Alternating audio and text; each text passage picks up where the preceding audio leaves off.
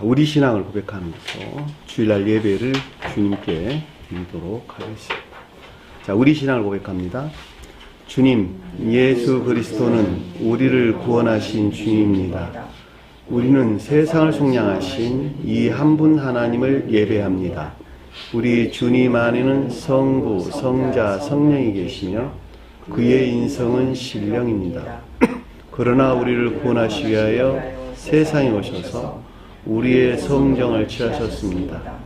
우리 주님께서는 십자가의 고난을 받는 데까지 시험을 당하여 참으셨고 지옥을 이기셔서 사람들을 지옥으로부터 놓아주셨습니다. 인성을 낳으신 신성에 그 인성을 통합하셔서 영화 되셨습니다. 이 영화 없이는 아무도 구원을 받을 수 없습니다. 사람은 주님을 믿고 그 계명을 지켜야 구원을 받습니다. 주님의 계명은 주님께서 우리를 사랑하신 것 같이 우리가 서로 사랑하라는 것입니다. 아멘. 오늘 말씀 보도록 하겠습니다. 마태복음 19장 25절에서 30절 말씀 보도록 하겠습니다. 마태복음 19장 25절에서 30절 말씀 보도록 하겠습니다. 제자들이 듣고 몹시 놀라 이르되 그렇다면 누가 구원을 얻을 수 있으리까? 예수께서 그들을 보시며 이르시되 사람으로는 할 수 없으나 하나님으로서는 다 할 수 있느니라. 이에 베드로가 대답하여 이르되 보소서 우리가 모든 것을 버리고 주를 따라 싸운데 그런즉 우리가 무엇을 얻으리이까? 예수께서 이르시되 내가 진실로 너희에게 이르노니 세상이 새롭게 되어 인자가 자기의 영광의 보좌에 앉을 때에 나를 따르는 너희도 12 보좌에 앉아 이스라엘 12 지파를 심판하리라. 또 내 이름을 위하여 집이나 형제나 자매나 부모나 자식이나 전토를 벌이는 자마다 여러 배를 받고 또 영생을 상속하리라.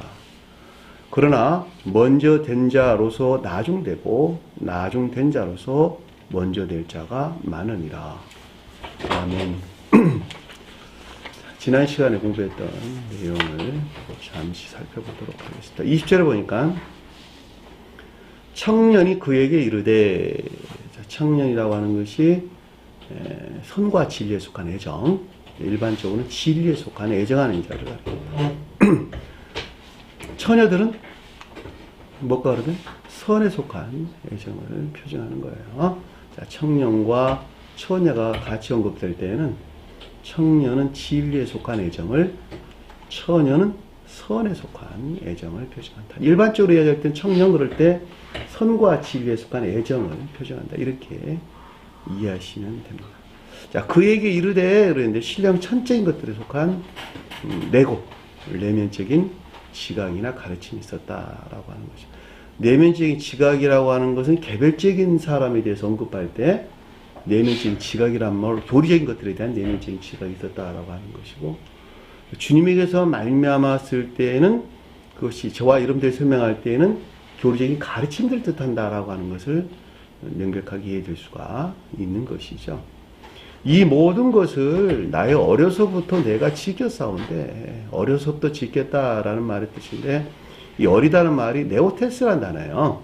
젊다는 단어보다 더 작은 이런 의미요. 그러니까 청년보다 더 어렸을 때, 소년 때 뭐 이렇게 이해될 수가 있는 것인데, 소년이라는 단어를 쓰지 않고 더 젊은 이런 뜻이에요. 더 젊어가지고부터 내가 지켰다 이런 뜻이었어요. 그러니까 타고난 성품에서 에 대한 자연적인 선행 안에 있었다라고 하는 것이었죠. 그것이 지금 신령 율법에 관한 내용이죠. 율법이 뭐였어요? 살인하지 말라, 간음하지 말라, 그리고 도둑질하지 말라, 거짓말하지 말라, 그 다음에 뭐였어요? 부모를 공경하라, 그 다음에 너 자신과 같이 이웃을 사랑하라라고 하는 신령 율법에 대한 가르침들이었죠. 이와 같은 것들을 나는 사고난 성품에서부터 잘 해왔다. 자연적인 선행 안에 있었다라고 하는 것이죠.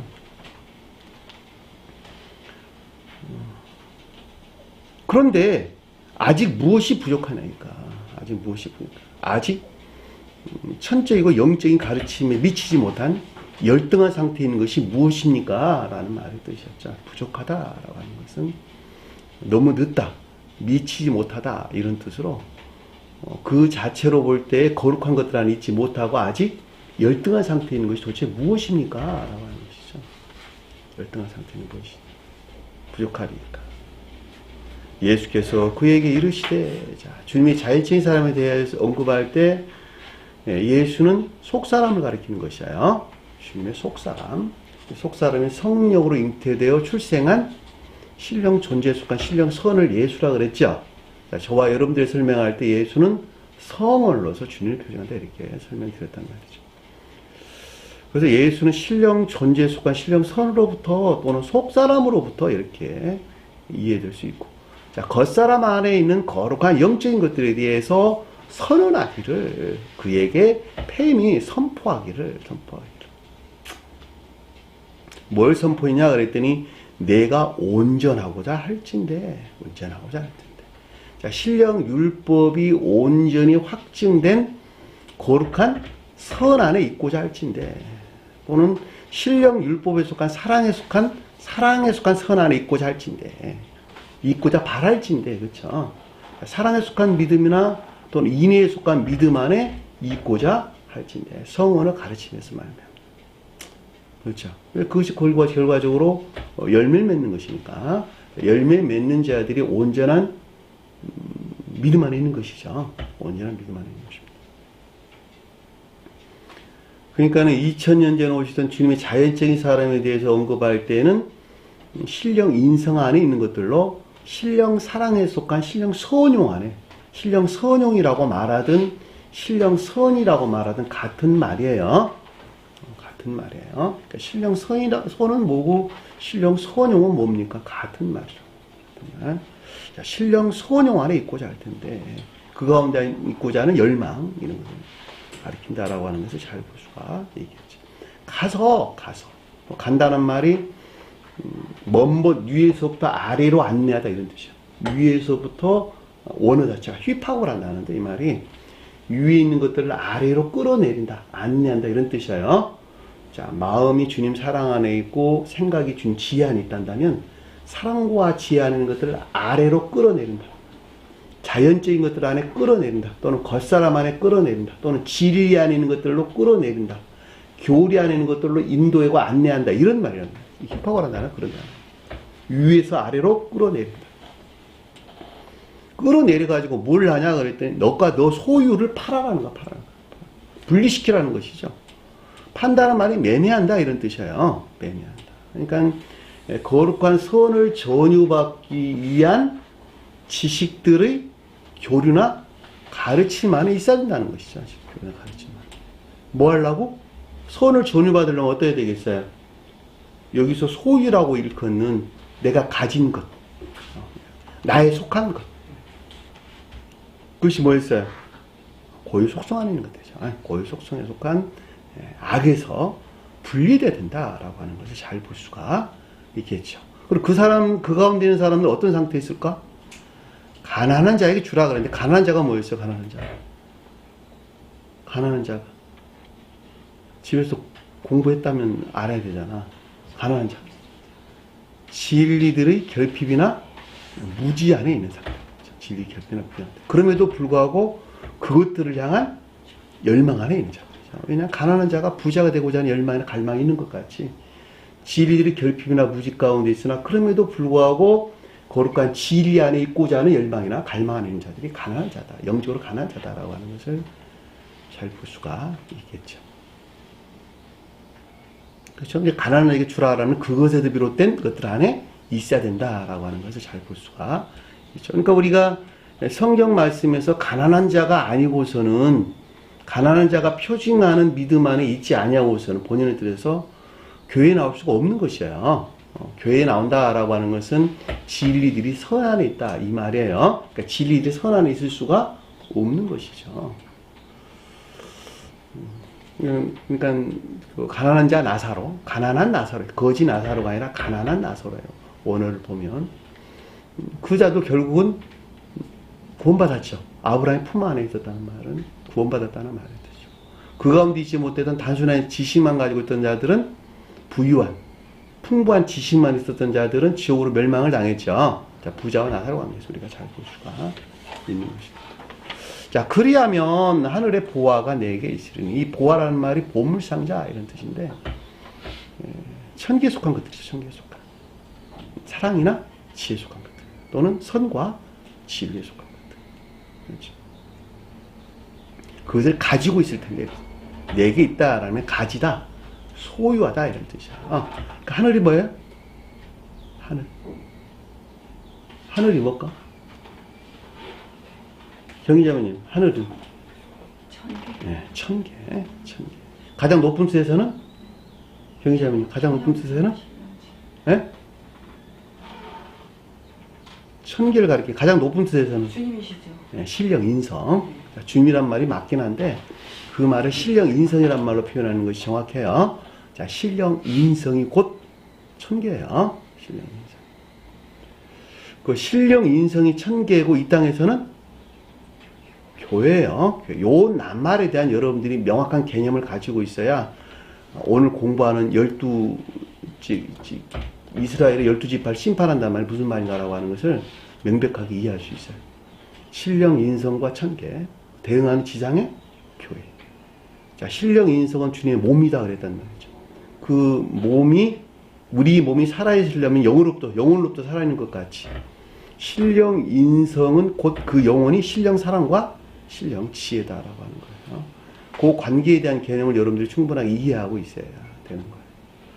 하늘의 보화가 내게 있으려니까 주님에 대해서 설명할 때는 신령, 인성에 속한 거룩한 것들이다 이렇게 설명될 수 있고, 저와 여러분들이 설명할 때는 사랑과 지혜 안에 있는 것들을 가리킨다라고 하는 것을 잘 볼 수가 있겠죠. 자, 그 가운데 있는 자들이 결국은 주님께 순종하는 자가 되죠. 자, 그리고 와서 나를 따르라 라는 말의 뜻인 것을 잘 볼 수가 있습니다. 와서 나를 따른다라는 말이 문자적 뜻에서 보면 순서로 언급되어 있는 것이지만 나 한 사람으로 보면 동시에 존재하는 거예요. 그 가운데 있는 자들이 결국 그때 그 상태에 있는 자들이 결국 주님께 순종한 자가 된다라고 하는 것을 잘 볼 수가 있습니다. 22절 보니까 그 청년이 재물이 많음으로, 앞에서 소유란 말은 히파르콘타라는 단어를 썼는데 여기서는 재물이란 말에 크테마라는 단어를 썼어요. 가진 것, 소유라는 것, 지식들. 그러니까 부자란 말의 뜻이나 이 재물이란 말이, 재물이 많은 자가 부자란 말이죠. 재물이 많은 자. 그러니까 선과 진리들에 속한 지식 안에 있는 것들. 지식 안에 있는 것들. 진리에 속한 애정이나 또는 총명이나 합리성 속에 비롯된 것들로 교리적인 자연적인 진리에 대한 지각을 가리킨다. 자, 이 청년이 이 말씀을 듣고, 이 말씀이 뭐였어요? 말씀, 로고스, 교리적인 자연적인 진리들이에요. 자, 성경 말씀의 문자적인 뜻들은 모두가 다 교리적인 자연적인 진리들이다. 어디서부터 열매를 맺고 있는, 주님에게서 말미암는 천적인 것들이 열매를 맺고 있는, 또는 영적인 것들이 열매를 내고 있는 교리적인 자연적인 진리다. 그러니까 주님의 입에서 나오는 그 말씀들은 반드시 우리 삶 가운데에서 실천해야 할, 다시 말해 교리가 적용돼야 할 일들이라는 것들, 삶에 속한 일들 안에 있는 것들을 가리키는 말의 뜻이에요. 이해되셨나요? 주일날 예배에 나와야 돼, 말아야 돼요? 예배에 나와야 된단 말이에요. 문자적 뜻이니까. 그렇죠? 문자적인 뜻 안에 우리는 충실해야 한다는 말이죠. 그럼에도 불구하고 그 교리적인 자연적인 진리들은 모두가 다 영적인 것들에서 취해야 되는 거예요. 자, 천적이고 영적인 것들에서 반드시 취해야 된다. 왜냐하면 그래야지 그것이 살아있는 것이 되기 때문에 그러는 거예요. 내 몸이 영으로부터 살아있는 것 같이, 만약에 문자적인 뜻에 속한 가르침들이 영적인 것들에서 비롯되지 아니한다면 그 자체로는 생명이 있다 없다? 없다는 거예요. 그러니까 반드시 천적이고 영적인 것들에서 교리적인 것들을 취해야 하고, 천적이고 영적인 것들은 어디서 내려왔다? 어디서 내려왔다? 주님에게서 내려왔다. 주님에게서. 그러니까 결국은 그것이 살아있는 것이 되는 것이죠. 내가 살아있다라고 하는 것은 영으로부터 살아있다라는 말의 뜻이고, 그 영이 살아있다라고 하는 것은 그 영이 어디서 내려왔다? 주님에게서 왔다. 주님에게서 말미암는 지혜와 이 지혜에서 비롯된 사랑 안에 있는 자들이 살아있는 자가 되는 것이에요. 이해되셨나요? 그 사랑 안에 있는 자들은 의지가 사랑 안에 있고 이해가 지혜 안에 있겠네요. 그렇죠? 자, 사랑과 지혜 안에 있는 것들을 섬기는 교리를 적용되는 삶 가운데, 자, 문자적인 뜻들이 실천되는 삶 가운데 있는 자들, 그들이 이 땅에서 살아있는 자들, 이 땅에 살아있는 자들.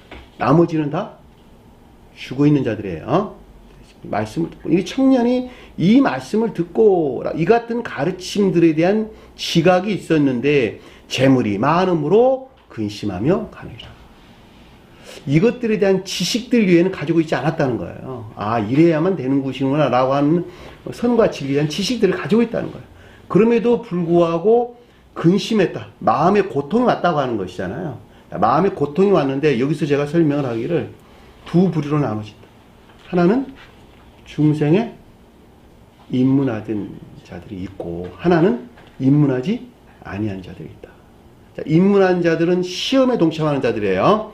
가르침이 그러하니까 그렇게 따라 사는 자들, 그들이 중생에 입문한 자들. 중생에 입문하지 아니한 자들은 지식으로만 간직하고 끝나는 거예요. 그들은 믿음 안에 있는 자들이 없는 자들이다?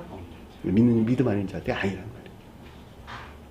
성경에서 인해서 분류된 믿음 안에 있는 자로 가장 대표적으로 언급되고 있는 족속이 블레셋 족속. 그죠? 자, 블레셋 족속이 인해서 분류된 믿음 안에 있는 것들 가리키는. 자, 블레셋 족속들과 많은 사람들이 싸우게 되죠. 이스라엘 백성들과 많이 다투게 되죠. 가장 대표적인 사람이 누구였어요? 삼손. 삼손이 가장 대표적인 사람이죠. 블레셋 족속이 어디 있다는 말에 내 안에 있는 지식에 속한 것들이에요. 지식으로만 간직하고 있는 가르침들. 이게 되셨나요? 내 안에 그런 속도들이 있다 없다? 가지고 있다는 거예요. 그것들과의 다툼이에요.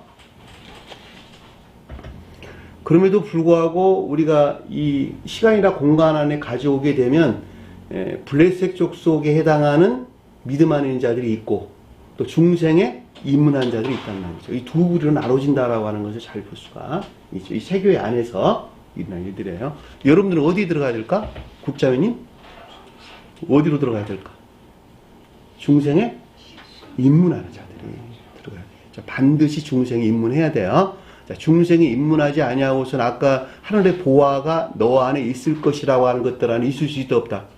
결코 있을 수 없는 것이죠. 그들은 어디에 있을까? 여전히 여기에 지옥 안에 머물러 있는 거예요. 여전히 지옥 안에. 예수께서 제자들에게 이르시되 진실로 너에게 말하노니. 자, 신령 존재수가 신령 선에서 비롯된 제자들이 표징하는 거룩한 영적인 또는 저와 여러분들이 설명할 때는 영적인 믿음에 속한 것들에 대한 내면적인 지각이 있었는데 진실로 너에게 말한다 그럴 때 영원불변한 신령 진리에 속한 가르침을 듣는다. 부자가 천국에 들어가기는 어렵다. 자, 지시가 안에 있는 것들로부터는 결코 천계에 흡입될 수가 없다는 것이죠. 구원받을 수가 없다는 것이죠. 너무 당연한 얘기죠. 왜냐하면 그들의 마음은 여전히 겉사람의 고유 속성이라고 하는 지옥적인 사랑 안에 머물러 있는 것이기 때문에 결코 구원받을 수가 없는 것이죠. 다시 너에게 말하는 주님께서 다시 말한다가 신령 확증을 가리키는 말의 뜻인 것을 잘 볼 수가 있습니다. 낙타가 바늘귀로 들어가는 것이 낙타가 바늘귀로 들어갈 수 있을까 없을까? 결코 있을 수가 없는 것이. 낙타가 어떻게 바늘귀로 들어가? 근데 그것보다 더 쉽대. 부자가 하늘나라에 들어가는 것보다 더 쉬우리라. 아주 역설적인 표현으로 우리에게 설명해 주는 것을 잘 볼 수가 있습니다. 다시 말하면 선과 진리들에 속한 또는 교리적인 어떤 지식들 안에 있는 사람들은 결코 구원받을 수가 없다는 거예요. 반드시 중생에 입문해야 돼요. 자, 중생에 입문한다라는 말은 가르침을 내가 사랑해요. 교리적인 가르침들 내가 사랑해서 마음에서 영접 시인한 시몬 베드로가 돼야 돼요. 시몬 베드로.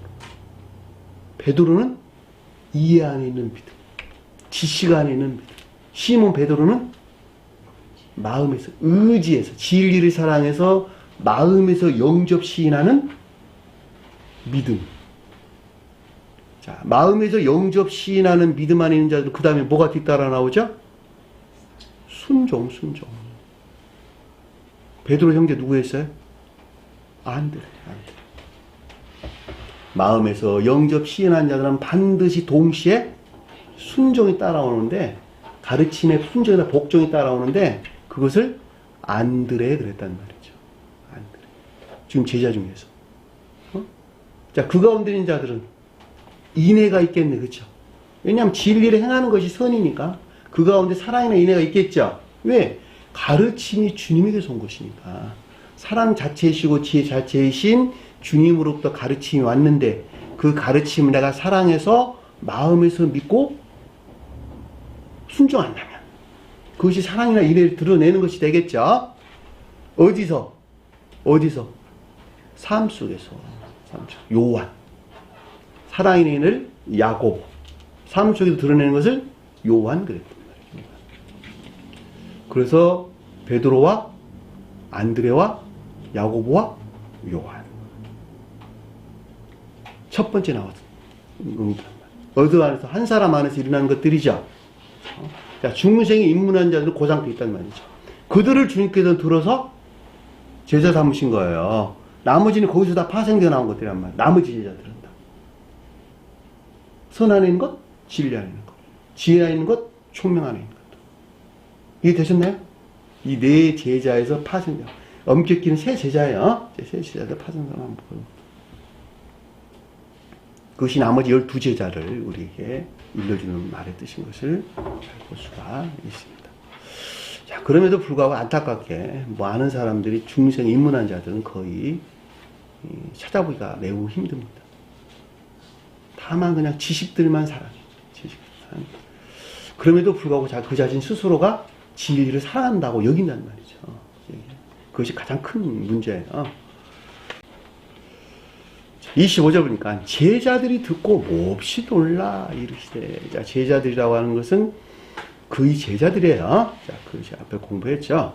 가장 높은 뜻에서는 주님의 자연적인 사람 안에 있는 거룩한 영적인 것들을 표시한다. 자, 저와 여러분들이 설명할 때에는 주님에게서 말미암는 영적인 믿음 안에 있는 자들을 표시한다 그랬죠. 자, 들었다라고 하는 것은 지각했다는 것이, 앞에 속한 것들에 대한 지각이 있었다는 거예요. 앞에 속한 것들에 대한 주님으로부터 또 가르침들이 있었고, 그 가르침들에 대한 지각이 있었다. 나 개인으로 봐도 마찬가지고 저와 여러분들이 설명할 때도 마찬가지예요. 자, 주님으로 말미암아 어떤 지각이 있었다. 자, 귀로 듣다라고 하는 것은 의지에서 비롯됐다 이런 뜻이에요. 의지에서 비롯된 어떤 지각이 있었는데, 그 지각의 결과가 뭐냐 그랬더니 몹시 놀라다. 몹시 놀라다. 이 놀라다는 말이 때리다, 치다 이런 뜻이에요. 때리다, 주먹으로 때리다, 치다 할 때 이 단어를 썼어요. 때리다, 치다. 그러니까 영적인 것들의 측면에서 볼 때는 마음 안에서 어떻게 일으킨 어떤 충격 같은 거, 그러겠죠. 충격이나 어떤 상태의 변화, 몹시 놀랐다. 마음에서 일어난 어떤 충격, 내면적인 충격이나 또는 상태의 변화가 일어났다. 영적으로 이해될 때 그럴 수가 있겠죠. 아, 저건 충격받았어 라고 하는 것은 마음에서 일어나는 어떤 상태에 대해서 우리가 늘 이야기하죠. 그렇죠? 몸이 충격받은 것도 있지만 영적으로 충격받은 일이 훨씬 더 오래 가죠. 트라우마.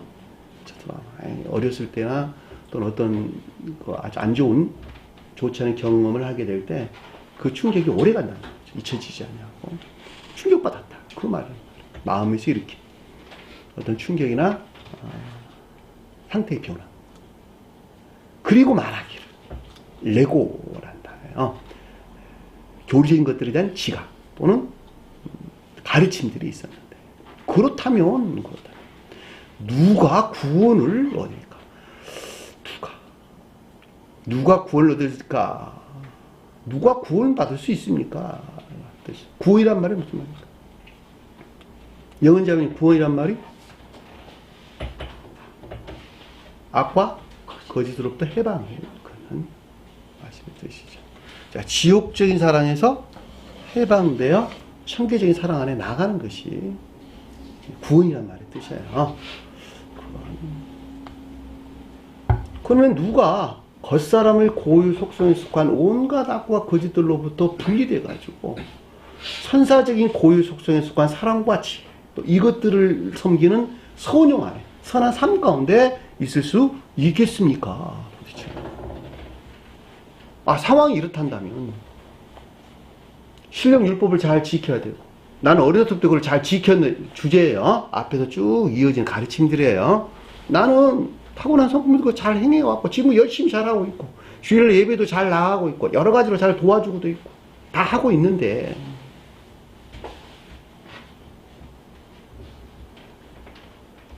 내가 온전하지 않다. 너는 부자 아니냐? 어떻게 부자가 구원받을 수 있느냐? 라고 한다면 도대체 누가 구원을 받을 수 있겠습니까? 이 개신교에서 주장한 내용들이 사실은 인간이 악한데 어떻게 인간이 선을 행할 수가 있느냐? 오직 우리는 믿음으로만 구원을 얻는다. 라고 개신교에서 말하고 있단 말이죠. 기독교에서 말하는 아주 강력하게 주장하는 그들의 믿음이에요. 우리는 타고나면서 아담으로 죄로부터 이어지는 출생에부터 악한 존재인데 악으로 태어났는데 우리가 어떻게 선을 행할 수가 있느냐라고 하는 거예요. 그래서 우리는 의롭다함으로 구원을 얻는 것이다. 왜? 선을 행할 수 없는 것이니까. 주님께서 내 죄를 대신해서 십자가에 죽으신 것을 내가 믿으면 내 죄가 주님께 전가되어 그 전가된 그것으로부터 나는 의롭다함으로 구원을 얻는다. 그들이 개신교에서 말하는 아주 주된 교리라는 거죠. 그러니까 여기서 똑같이 말을 하고 있는 거야. 누가 그러면 구원을 얻을 수 있겠습니까? 나는 여전히 그 속성 안에 머물러 있고 이 가르침들에 대한 지식을 가지고 있는데, 구원이란 말은 악과 거짓들에서 해방을 가리킨다. 해방이라는 천계와의 결합을 가리킨다라고 하는 것을 잘 볼 수가 있겠죠. 그렇죠? 주님 입장에서 볼 때에는 인성이 신성에 합의되는 것을 가리킨다라는 말 뜻으로도 잘 쓸 수가 있는 것이죠. 천계와의 결합. 그것이 구원이에요. 구원은 덤으로 주는 거예요. 그러니까 제가 여기 김자매님한테 구원받으려고 교회 오는 것도 그 자체도 악한 것이야 라고 이야기를 해서 충격을 먹었어요. 아니, 나 구원받으려고 교회 나왔는데 구원받으려고 교회 나온 것 자체도 악한 것이야 라고 말하는 말에 충격을 먹었다는 말이죠. 여러분들 구원받으려고 교회 나왔나요? 말씀대로 살려고. 네. 구원받으려고 교회 나왔나요? 목적이 바뀌어요. 목적이 바뀌지 않으면 절대 여러분들은 구원받을 수가 없어요. 선한 삶을 살기 위한 목적에서 나온 거예요. 네? 자, 선한 삶을 목적에서 가르침을 나왔다는 말이죠. 그 선한 삶은 오직 주님에게서만 온단 말이죠. 그러니까 교리나 가르침들을 내가 사랑해가지고 그 사랑하는 것을 내가 실천하려고 나왔다는 말이죠. 그 실천하는 것에서 나온 그 사람들에게, 그 사람들이 주님이 보시기에 천계와 결합될 수 있는 동일한 성질 안에 있을 때 구원이라고 하는 것을 덤으로 주는 거예요. 덤으로. 네? 무슨 말 이해 되셨나요? 구원은 그냥 뒤따라오는 것이라니까. 바뀌어야 돼요. 구원이 목적이 아니에요. 그것이 주님께서 인류를 구원하고자 하는 목적이에요. 선한 삶을 살고자 하는 것이 그 목적이요, 구원은 후차적으로 덤으로 뒤따르는 것이다. 주님께서 우리에게 준 상급이 뭐예요? 상급이. 내가 너희에게 상급을 줬다. 선한 삶이라니까, 선한 삶. 사랑이나 인애에 속한 선한 삶. 그것을 주님께서 우리에게 준 상급이란 말이죠. 그 상급에 뒤따라오는 것이 구원이라니까. 영생에 이르는 구원.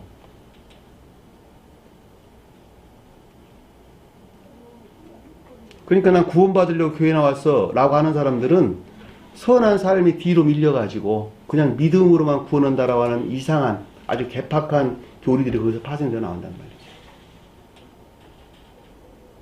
그 가르침에 대한 명확한 이해가 없다.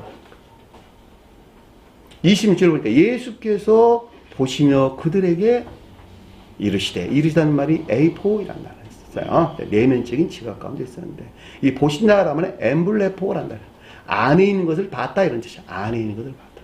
보편적으로 보다라고 하는 것은 외적인 이해를 가리키는 말의 뜻인데, 이거는 M이라고 하는 안이라는 단어가 합성됐어요. 그래서 안에 있는 것들에 대한 내면적인 이해 또는 내면적인 총명 또 내면적인 지혜 안에 있는 것들을 가리킨다라고 하는 것을 잘 볼 수가 있겠죠. 어디서 나온? 주님에게서 나온. 김자매님, 신령 존재에 속한 신령 선에서 나온. 저녁에 일찍 주무세요.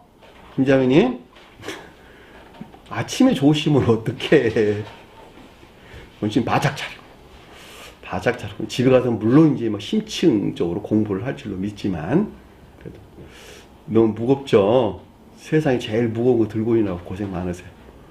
자, 신령 존재에 속한 신령선에서 비롯된 내면적인 지혜나 혁명 또는 이해 안에 있는 것들을 단다라는 것을 잘 볼 수가 있습니다. 자, 이것을 사람으로는 할 수가 없으나, 자, 사람으로는 할 수가 없어. 사람이 뭐라고? 추상적인 뜻에서 남영경이 사람이 하나님의 사람이죠. 네, 하나님의 사람 맞는데 추상적인 뜻에서 거룩한 진리를 표징하는 거예요. 거룩한 진리를 표징하는 거예요. 천사와 사람은 그 성품이 동일하다. 그렇죠. 천사는 신령 진리로서 주님을 표징한다.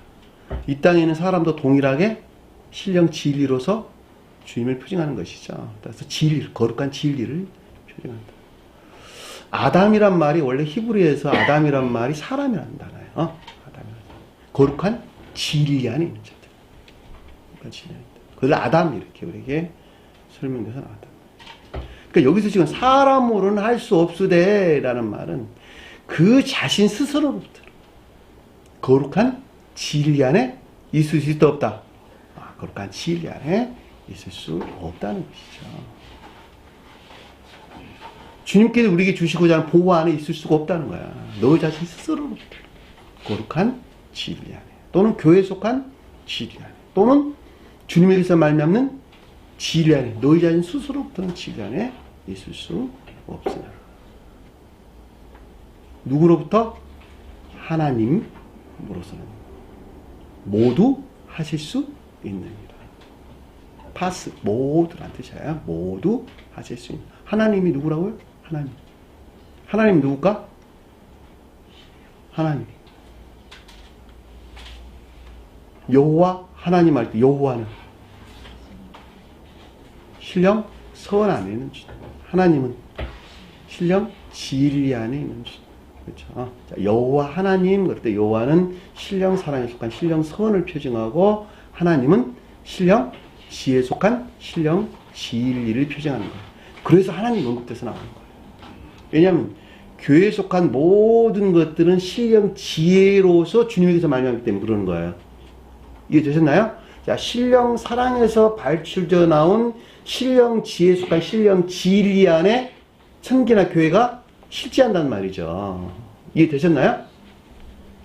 그래서 하나님 나온 거예요. 신령 지혜로서 주님으로부터는 그것이 가능하다. 예수 그리스도 그럴 때 예수는 신령 사랑에 속한 신령 선을, 그리스도는 신령 지혜에 속한 신령 진리를 표시하는 거죠.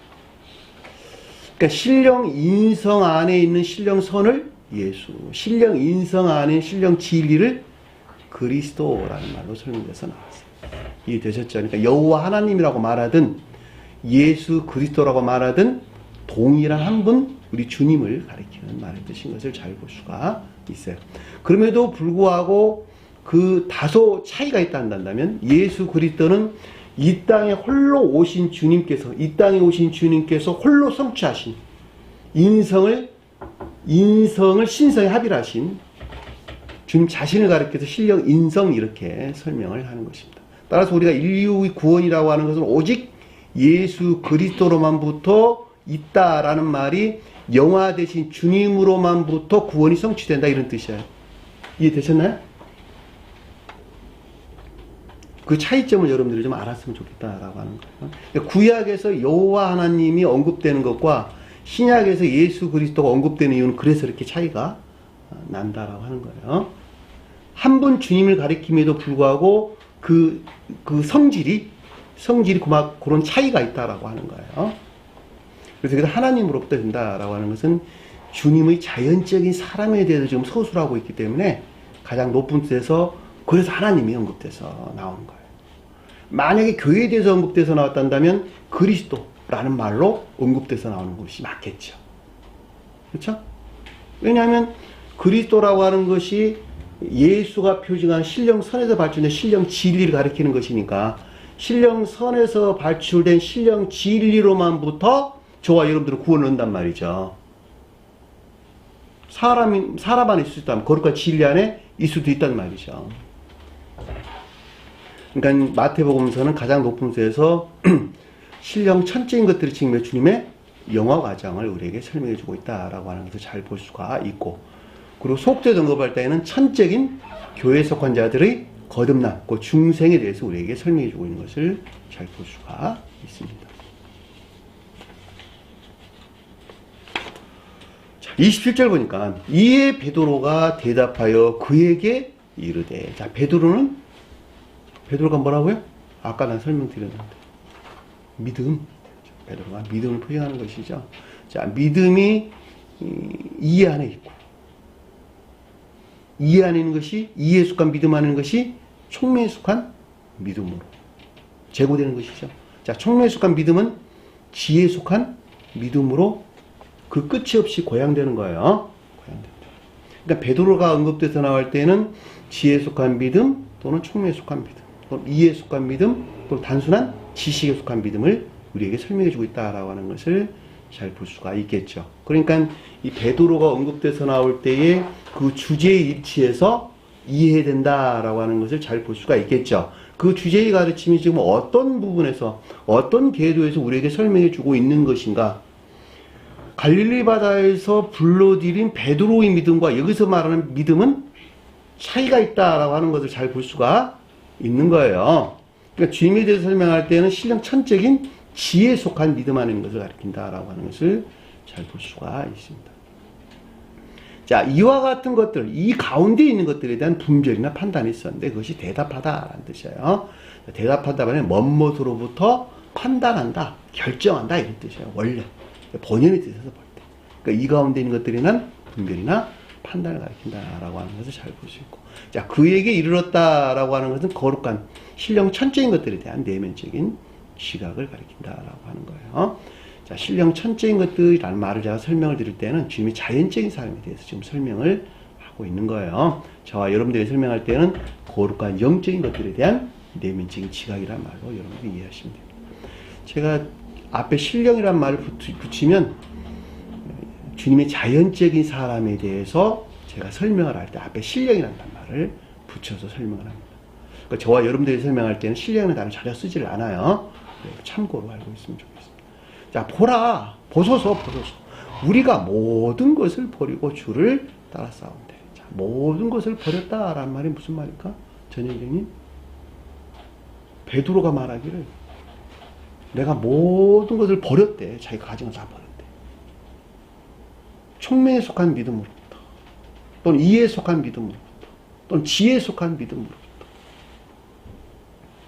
내가 가진 것을 겉사람의 고유 속성에 속한 온갖 악과 거짓들로부터 떠났다는 것이죠. 떠났다. 내가 모든 것을 버렸다. 그렇죠?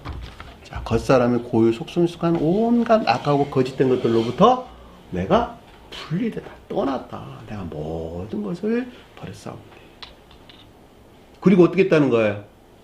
신령한 가르침에 순종했다는 것이죠. 내가 따랐사옵니다. 거룩한 영적인 것들에 순종했사옵니다. 버린 자가 순종한 것이죠. 이해되셨나요? 자, 버린 자가 순종한 거예요. 진정으로. 그러니까 버리기 이전에 순종하는 것은 버리려고 순종하는 거예요. 복종하는 거예요.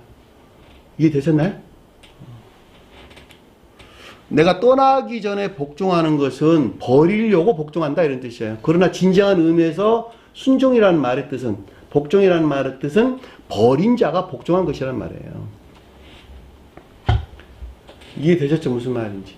자, 믿음이란 말도 똑같은 말의 뜻이에요. 제가 진리 안에 나아가기 전에, 거룩한 진리 안에 나아가기 전에 반드시 믿음이 먼저 와야 되는 것이죠. 믿음이 와서 온전한 믿음 안에 나가는 거예요. 온전한 믿음 안에 나갔다는 말은 믿음이 사랑이나 인내 안에 있는 상태로 이렇게 설명해 주는 거예요. 이해되셨나요? 한다는데 왜 이렇게 차이가 납니까? 차이가 날 수밖에 없는 것이죠. 그러니까 이에 속한 믿음이라는 말이 나오고 하나는 의지에 속한 믿음이라는 말이 그래서 나오는 거예요. 의지에 속한 믿음 안에 있는 자들은 제일 처음에 중생 초기에는 떨쳐내고자 하는 애씀과 수고가 있겠죠. 그러나 중생하고 난 다음에는 나중에 공부해요. 먼저 된 자가 나중되고 나중된 자가 먼저 되란 말이 그래서 제일 아래 설명에서 나온단 말이죠. 주님께서 우리에게 가르쳐 주죠. 그러니까 주를 따랐다라는 말은 순종을 우리에게 설명해 주는 것으로 겉사람의 고유 속성에서 분리된 거룩한 영적인 것들에 대한 순종을 가리킨다라고 하는 것을 잘 볼 수가 있습니다. 그런즉 우리가 무엇을 어디리까? 그러면 도대체 우리가 누굽니까? 라는 뜻이에요. 무엇을 어디리까는 아니에요. 어디다는 말이 아니라 에임이 있다. 그러면 나는 도대체 누굽니까? 그럼 그 상태에 있는 나는 도대체 누굽니까? 이 뜻이에요. 이해되셨나요? 그러니까 주를 따르고 있는데, 그럼 주님께 순종하고 있는데, 그렇다면 그때에 있는 나라는 사람 도대체 누굽니까? 나라는 사람 누굽니까? 그 뜻이에요. 그렇다면, 알아. 그렇까닭에. 그러므로, 그렇다면, 이런 말이에요. 우리는 도대체 누굽니까? 그 상태에 있는 우리는 누굽니까? 그랬더니 뭐라고 주님께 대답하셨냐? 28절입니다. 예수께서 이르시되 주님으로 말미암는 내면적인 지각이 있었는데, 자, 신령 존재에 속한 신령 선에서 비롯된 이 가운데 있는 것들에 대한 내면적인 지각이 있었는데 진실로 너희에게 말하노니 영원 불변한 신령 진리에 속한 지각이나 가르침들이 있었는데 너희가 세상이 새롭게 되어란 단어인데 세상에 단어 없는 단어예요. 없는 단어예요. 자, 너희가 나를 따르는 새롭게 된 자가 되어 새로운 자가 되어 이런 뜻이에요. 너희가 나를 따르는 새로운 자가 되어란 뜻이에요. 너희가 나를 따르는 새로운 자가 되어. 남영진이 그 말이 무슨 말일까? 너희가 나를 따르는 새로운 자가 되어. 고유 속성에서 벗어나서 하나님의 성품으로 창조돼요. 중생 맞는 말이에요. 중생. 너희가 내 말에 순종하는 중생한 자가 돼요. 중생. 주님 입장에서 설명할 때는 주님 자연적인 사람이 영화된 상태로 이렇게 설명해 주는 것을 잘 볼 수가 있겠죠. 그 말이 새롭게 됐다라는 뜻이에요. 이 새롭게 됐다는 말이 무슨 말이냐 그랬더니 오늘 보니까 팔링 게네시스란다. 팔링 게네시스. 게네시스라는 말이 출생입니다. 출생. 다시 출생했다 이런 뜻이 다시 출생했다. 다시 태어난 자다. 너희가 나를 따르는 중생한 자가 돼. 거룩한 진리들에 순종하는 중생한 자가 돼. 그럼 어떻게 됐을까? 그 뒤에는 주님의 인자, 사람의 아들의 자기 영광 보좌에 앉을 때, 사람의 아들이 자기 영광의 보좌에 앉을 때. 사람의 아들이 누굴까? 사람의 아들. 신령 진리로서 주님을 표현하는 것이죠. 하나님의 아들은 신령 선으로서 주님을 표현하는 것이죠. 자, 여기서 하나님의 아들이라고 말하지 않냐고 사람의 아들이라고 언급됐다라는 말은 주님께서는 신령 선의 측면에서 시험을 겪으셨어요. 신령 진리에 대해서 시험을 겪으셨어요. 예? 남현진이 신령 선에 대해서 시험을 겪으셨어요? 신령 진리에 대해서 시험을 겪으셨어요? 네, 주님의 혼이 겪은 거니까 진리겠죠. 네, 그렇죠. 신령 진리 측면에서 시험을 겪으신 것이죠. 그래서 사람의 아들이 언급돼서 나온 거예요. 그러니까 주님이 자연적인 사람이 신령 진리에 대하여 신령 존재 안에 있는 신령 진리에 대하여 시험을 겪으셨고 무엇으로부터? 마리아로부터 전수된 인간 속성에서 유발되는 것으로부터 시험을 겪으셨어요. 자, 시험을 겪으셔서 영화되셨단 말이죠. 영화됐다는 말은 인성이 신성에 합일된 신령 인성이 되셨다 이런 뜻이죠. 그 신령 인성 안에 있었다라는 말의 뜻이 여기서 영광의 보좌에 앉을 때. 보좌가 뭐예요? 천계. 가장 높은 데서 신령 인성. 아까 우리 공부했잖아. 천계가 신령 인성이라. 그 가운데 있는 개별적인 형체 안에 있는 복합적인 거룩한 진리들이 누굴까? 네? 자, 신령 인성 안에 있는 것들로 개별적인 형체 안에 있는 복합적인 거룩한 진리들이 누구예요? 12제자들이라니까. 12제자들. 인자가 자기 영광의 보좌에 앉을 때 너희도 12보좌에 앉아.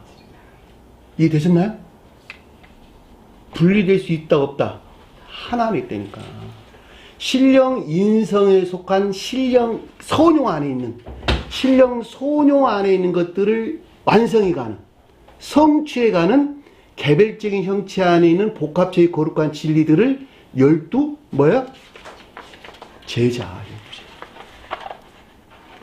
그들을 12보좌에 앉아. 이 말로 우리에게 설명해서 나오는 것을 잘 볼 수가 있다. 제가 그래서 여러분들에게 설명하기를 저 세상에서 누가 일한다? 천사. 12천사가 일한다. 12천사. 12명의 천사란 말이 아니에요. 복합적인 거룩한 진리 안에 있는 천사들이라니까. 그 말을 다른 말로 설명드리면 신령선에서 발출되어 빛을 발하는 궁극적인 신령 진리. 아론이 가슴팍에 붙어있는 12보석. 새 예루살렘 성의 성곽에 있는 12보석. 이스라엘의 12지파. 야곱의 12아들. 신약에서는 주님의 12사도.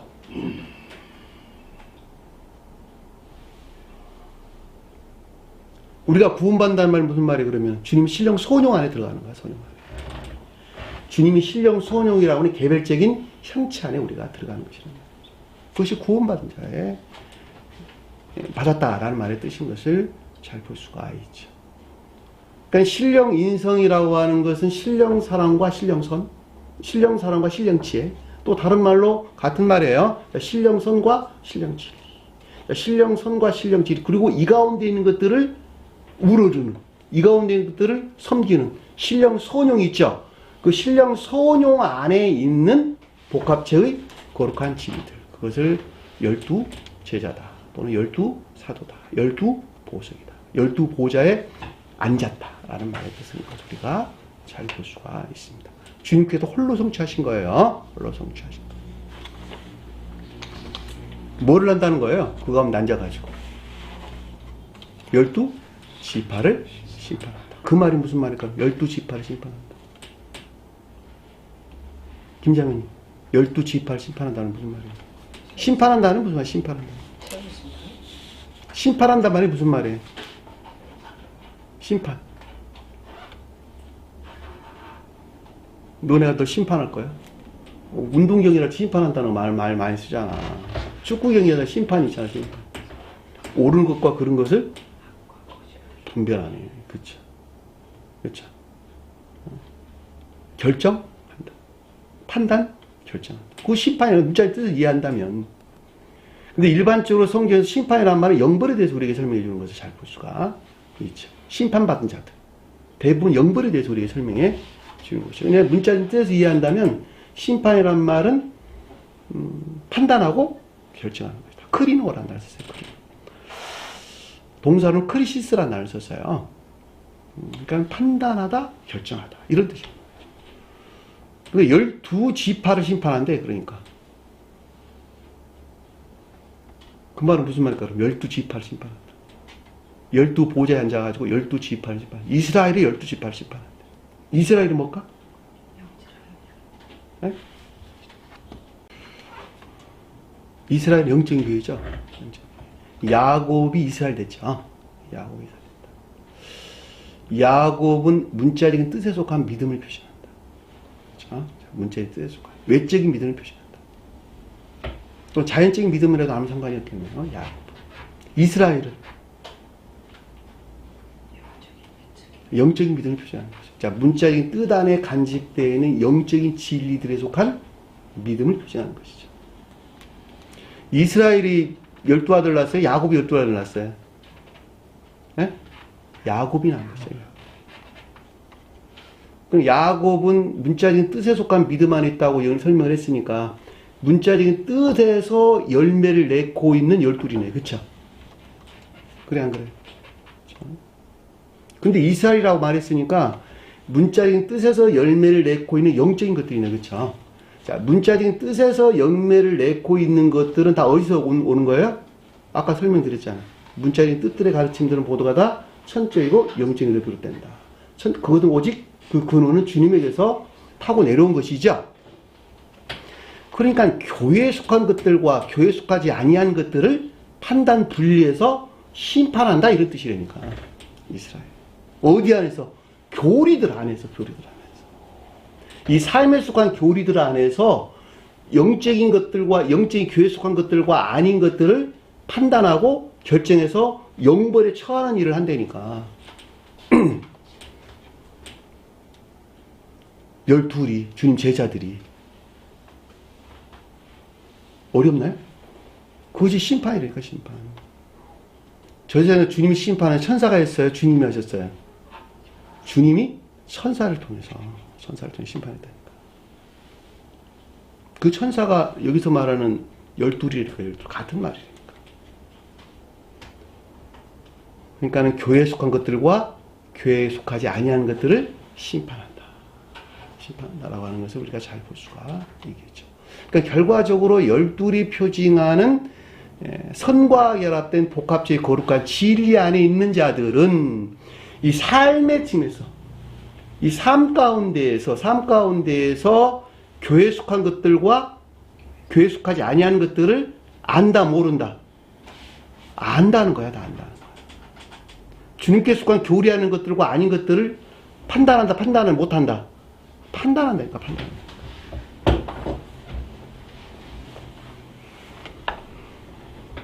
어렵지 않죠?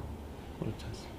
왜냐하면 삶에 속한 모든 것들이 교리들이 적용되는 것이니까 이 교리들이 적용되는 삶 가운데서 이스라엘이 표징하는 교회에 속한 것들과 교회에 속하지 아니한 것들을 판단하고 결정해서 심판에 영벌에 처한다니까. 내 자신 안에서 분리시키는다니까. 분리 제거시키는 일을 한다니까요. 그 심판이라니까요. 12지파를 심판하리라. 자, 내 몸이 있는데 내 몸이 물질적인 유기체 안에 있죠. 유기체 연합체 안에 있죠. 유기적인 연합체 안에 있죠. 내 몸도 물질적인 유기 연합체. 근데 내 몸은 스스로 알아서 자기 몸에 속한 것들과 아닌 것들을 어떻게 해요? 분리해낸다니까. 아닌 것들이 들어오면 설사로 빼버린다니까. 그래, 안 그래요? 아, 나 설사할래. 그럼 설사하는 사람 봤어요? 지가 몸이 알아서 하지? 그러니까 내 몸에 속한 것들과 아닌 것들을 궁극적인 영역 안에서, 외적인 것들 안에서, 위에서, 장에서.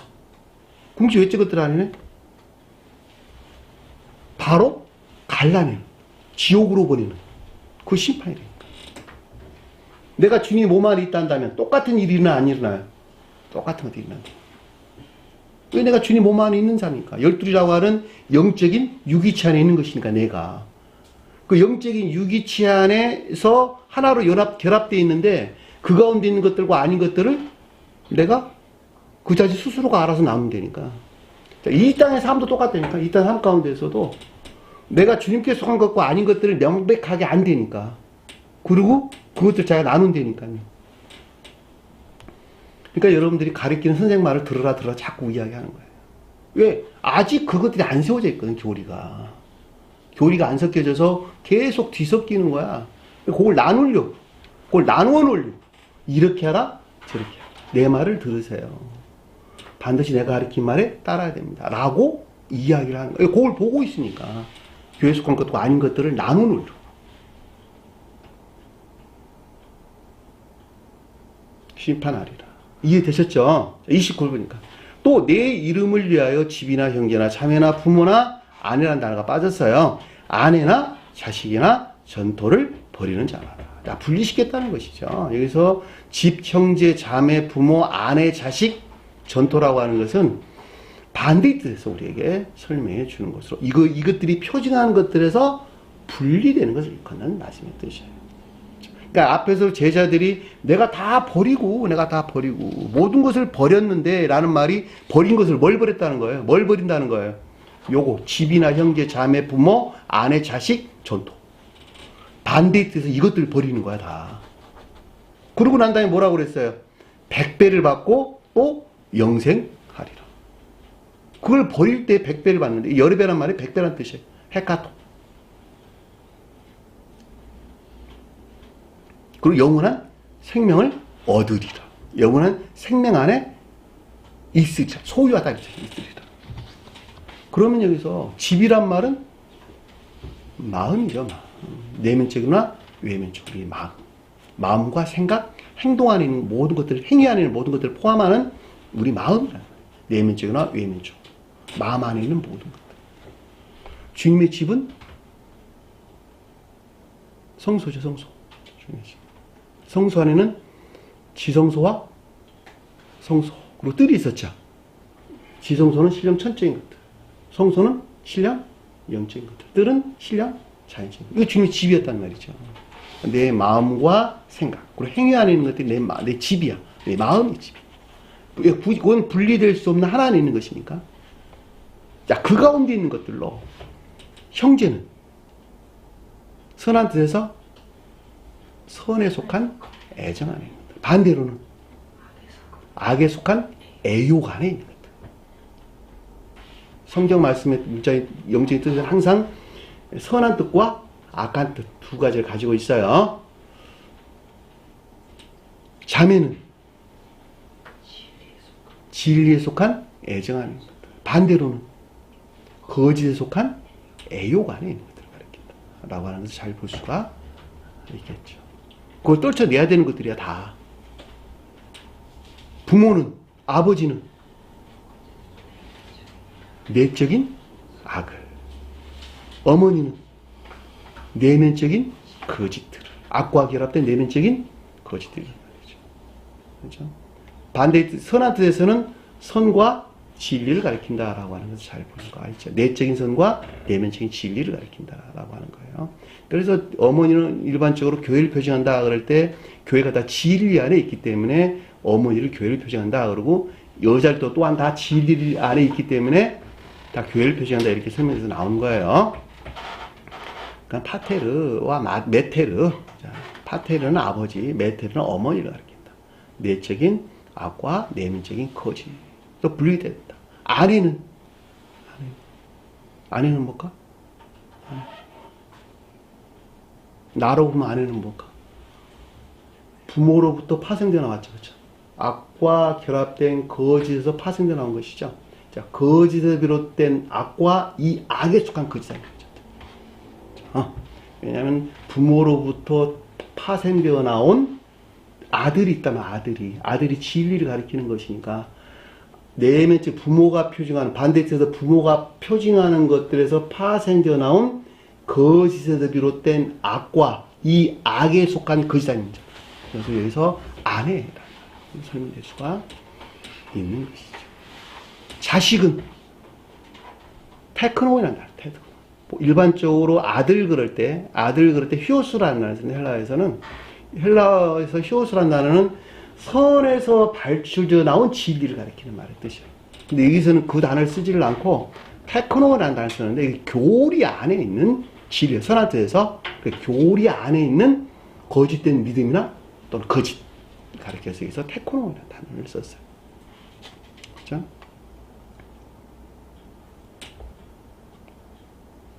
그러면 그러고 다음에 전토라는 말은 무슨 악으로부터 시골 들 이런 뜻 들판 뭔 말일까?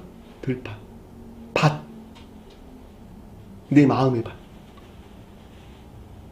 선한 뜻에서는 선과 진리 안에는 교회 선과 주님에게서 말미암아 영접 수용된 선과 진리 안에는 교회를 그래서 밭 그랬다. 이건 정반대 뜻으로 온갖 악과 거짓 가운데 있는 겉사람을 가리킨다라고 하는 것을 잘 볼 수가 있겠죠. 이것을 버려야 된대. 여기서 떠나야 된다는 거야. 네? 어마무시하네, 그쵸? 여기서 반드시 떠나야 된다는 거예요. 그 자들이 진정으로 주님께 순종한 자다, 이런 말이에요. 김자매님, 이해되셨죠? 국자매님, 이해되셨나요? 여기서 표정하는 형제나 집이나 형제나 자매나 부모나 아내나 자식 그리고 밭이 표정하는 들이 표정하는 이것들에서 반드시 떠나야 됩니다. 떠날 때 어떻게? 100배, 여러 배, 근데 100배예요. 100배. 헤카톤 타프라시온 이런 헤카톤 타프라시온 헤카톤이란 말은 100이라는 단어예요. 100. 그러니까 플라소이란 말은 형성하다, 모양을 짓다라는 단어인데 이 단어가 두 개가 결합된 단어예요. 100을 형성했다, 100을 형성한다, 100을 짓는다 이런 뜻이에요. 100이 뭘까? 100. 정의자님 100이 뭘까? 네? 진리들이 선과 결합된 충만한 상태. 모든 진리들이 진리 안에는 전부가 무엇과? 주님에게서 말미암는 거룩한 선과 결합된 충만한 상태. 충만한 상태. 그것이 여기서 여러 배 받는다. 그 말이에요. 100배 받는다. 그럼 어떤 일이 일어났을까? 영속하는 생명 안에 있겠네. 그쵸? 영원한 생명을 상속하리라. 그 영원한 생명이라고 하는 것이 주님께서 영존하시는 주님으로부터 쪼개받은 일백이 표징하는 상태에 있는 까닭에 나는 담는 그릇으로서 영생하는 거예요. 이해되셨나요? 만약 지옥을 담았단다면 나는 지옥을 담았단다면 벌 안에 있겠죠. 자, 영존하신 사랑과 지혜로서 신령 사랑 자체이시고 신령 지혜 자체이신 주님에게서 쪼개받은 모든 진리들이 거룩한 선과 결합된 충만한 상태에 있는 까닭에 어디서 온? 주님에게서 온. 그러니까 영존하시는 주님에게서 받아 내 안에 들어와 있는 까닭에 나는 담는 그릇으로 영원한 살아있는 생명 안에 내가 있을 수가 있는 것이죠. 그것이 구원이란 말이죠. 구원. 그것이 구원이에요. 그것이. 결과적으로 진리들이 선과 결합된 충만한 상태에 있어야 되겠죠. 그 자들에게 도움으로 구원이라는 게 따라왔다니까. 영생을 얻으리라. 감동이죠. 그렇죠?